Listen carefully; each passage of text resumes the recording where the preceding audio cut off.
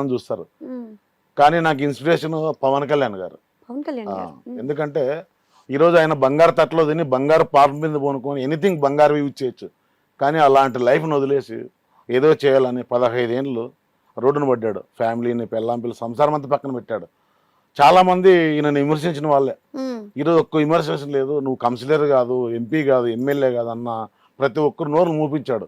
ఆయన పట్టుదల భగవంతుని ఆశీస్సులు ఉన్నాయి కాబట్టి ఎవరు ఎక్స్పెక్ట్ చేయనంత పదవి డిప్యూటీ సీఎం అయ్యాడు. ఇంతకుముందు ట్రోల్ చేస్తున్నారు కదా, ఇప్పుడు ట్రోల్ చేస్తారా? ఒక్కరు అనమానండి అనరు.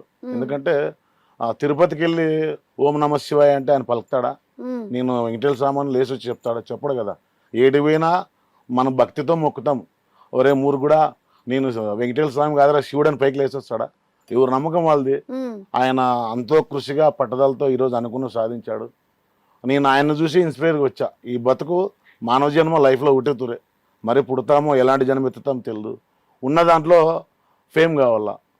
ఫేమ్ కావాలంటే రాజకీయం అని కావాలా, లేదంటే డబ్బు కావాలా. రెండు పక్క పెడితే కళామ తల్లి. డబ్బులు పెట్టి కొనేది కాదు.